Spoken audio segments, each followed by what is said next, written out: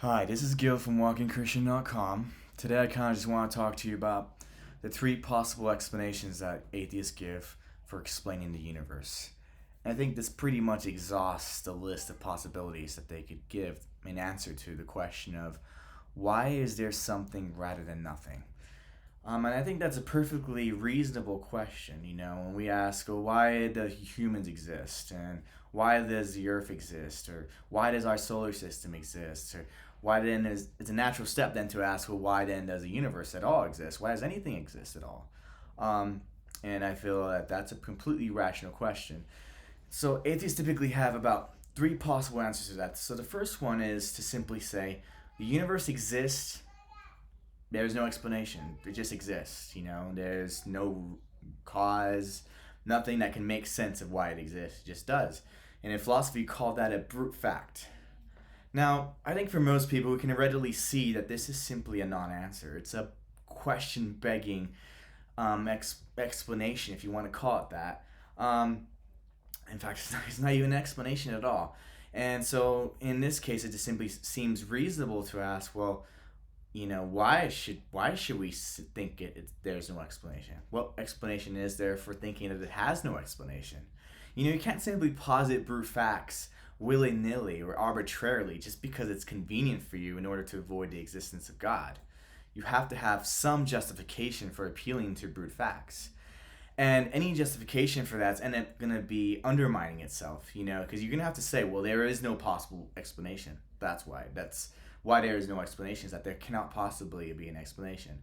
But that requires a lot more work than simply stating it just exists for no reason. You have to give some kind of articulate argument in support of that. So I think that fails. Like, we as human beings seem to naturally believe that there are explanations. That simply is a common sense expectation. So there's no reason to simply get rid of it because we want to avoid the existence of God. God seems to at least be a possible explanation. So you'd have to rule out even the possibility of God to then appeal to a brute fact as the only possible thing to appeal to. So then that leaves us naturally then to the second explanation, which is that the universe simply came into being from nothing. And now I think at this point we're just appealing to something that's worse than magic. You're saying that nothing, which has no power, no potential to be anything by definition, because if nothingness has a potential, then it has something. That potentiality is a kind of something. So nothingness is simply the absence of any possibility. It's the absence of any potentiality, any possibility to become something. So when you say something can come from nothing, you're saying that nothingness has some kind of possibility or potential to become something. And then that just ends up being self-contradictory. It's a incoherent mess. You're saying that nothingness can cause something to exist when nothingness has no power to cause anything to begin with. It's completely irrational. Now, the last explanation is something where they kind of concede to the theists to some extent, because they say, well, okay, we agree that something necessary has to exist. There has to be some explanation. And that explanation is itself going to be something that's always existed. And it necessarily exists. It's not possible for it not to exist. So if that's the case, then we have to ask the question, what is that necessary being? And of course the atheist is going to say, no, it cannot be God. So they're going to posit something else. They're going to say something like, it's something material that's necessary. Some particular atom or arrangement of atoms or some kind of field or what have you. They're going to appeal to something physical ultimately. For most atheists anyways, unless you're kind of some kind of Platonic atheist. But for the most part in this video, we're going to focus on the more naturalistic atheists. And their answer is going to be like, well, maybe the universe is necessary. Why do we have to go up another level? Why do we have to appeal to God? Why not just appeal to something simpler, which we know exists, which is the universe? And I think this is the most reasonable reply they could have. But the problem is, when you appeal to necessity, what is necessity? Necessity is something that has to be true. So 1 + 1 = 2. That's necessarily true. It can't change. There is no possible world in which that could be otherwise. So there's something about necessity that is changeless. But in our universe, we constantly see change. Night and day, we see seasons, we see planets in motion. In fact, Big Bang Theory says that the universe itself has gone through a series of evolutionary stages. So we see constant change. So how does something that's necessary end up changing in any way?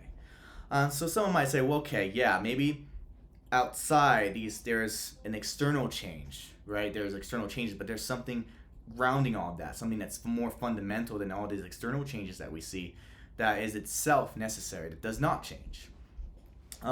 So then we have to ask the question, what is that? What is that fundamental being that you're appealing to that does not change? And so they end up saying something, well, it's something physical, and end up maybe appealing to some kind of abstract quantum mechanical theory. But at the end of the day, you have to ask, well, what is it though? What is the ontology? Or what kind of being are you appealing to? And what ends up happening is that they have no sufficient answer for that. It's completely vague.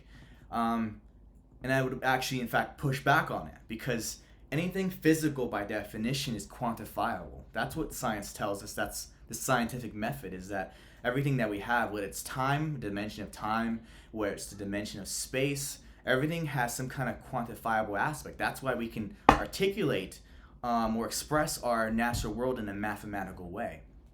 So if this is the case, if our world is inherently has a quantitative aspects to it, then we have to consider the fact then, well, whatever this universe, whatever this fundamental necessary particles or whatever you want to appeal to is, it seems like it can be quantified. And if it can be quantified, then it could be multiplied or it could be subtracted from.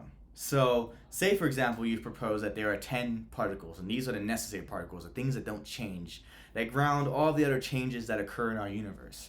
Well, then you have to ask the question is, well, why not 9 particles? Why does it have to be 10?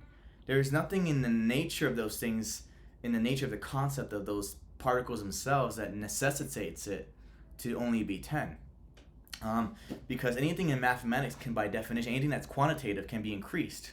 It's necessarily true that if you have a certain quantity, whether it's like the number 5, you can always increase that number to a higher number. You could decrease that number to a lower number. So something quantitative always has some kind of contingency where it can be lowered or it can be increased. So if that's the case, then they can't. These fundamental particles, these 10 particles, can't be necessary, because you could less of those particles could exist, or you could have more of those particles. So something that has to exist is going to have to be something that is immaterial, because the material world is always quantifiable, and something immaterial, by contrast, is not going to be quantifiable, at least not in the physical sense. It's not going to be constrained by these numbers here. So when we talk about something immaterial, then we have to consider, well, what kind of immaterial being are we considering? Are we considering something like a Platonic object, or are we considering something more like a mind, a person? And those are really the only 2 reasonable possibilities for immaterial beings that we can conceive of anyways. It seems plausible to say, well, there's either only abstract objects like the number 1, or there's an immaterial mind. Whether you believe that it's an immaterial mind or not is neither here nor there. But hopefully you can then see that this logic of appealing to like a necessary being tends to really naturally lead to the existence of God. Now, I haven't quite adequately argued for that, but I am showing that atheism hasn't gotten to where it wants to get to if it doesn't provide an explanation of what type of being this even is in the first place. They're simply saying, oh, it's material. Well, if it's material, then it's quantifiable. If it's quantifiable, then it's by nature multipliable or reducible. And if it's multipliable, reducible, then it's not necessary, because it can change. It doesn't have to exist the way it does. If you talk about 1 + 1 = 2, you can't change that. That's necessarily true. And so if it's particles, there seems to be something about the particles that needs explanation. Why is it this amount of particles and rather some other amount of particles? So you haven't actually provided an ultimate explanation of things. So that's why it seems more natural then to appeal to some immaterial being that's not quantifiable in this sense. It's not extended matter. Matter is extension.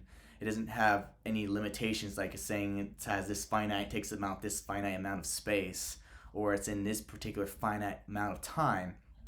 Rather, it simply seems to be something that's eternal, that's abstract in some sense, but not in the way Platonic objects are, immaterial. Something that can cause something, because the number one, as an abstract object by itself, cannot cause anything. You don't have the number one bringing things into existence. But we do understand that, at least our minds, knowing our own minds, we can understand that minds can cause something to exist. And so it seems very much conceivable then that God, who is an immaterial mind, would then be able to also produce things that exist, that our existence are at this moment. So these are really the only three possible explanations that atheists have for existence, and I think that just proves to me just how shallow the atheistic explanations of reality even is. They have no explanation. Some of them don't even try to. They simply are just say, oh, atheism is just the denial of theism. So they kind of have it easy in some sense. Yet they don't really follow logic. If you study Leibniz's cosmological argument, if you study Aquinas' first way or the five ways, you realize that this train of thought, which you say, okay, it's a necessary being, but it's not God. Well, what is it then? If you're asserting that it's not God, then what is it? You have to have some kind of explanation that kind of stops the buck here, rather than naturally progressing to this theistic conception of divine attributes. So I think this kind of gives atheism a challenge. I'm not saying that atheists have no possible answers for this, but it does give them a challenge that they need to work it out more in order to refute theistic arguments. And so that's my thought for today. All right, thank you.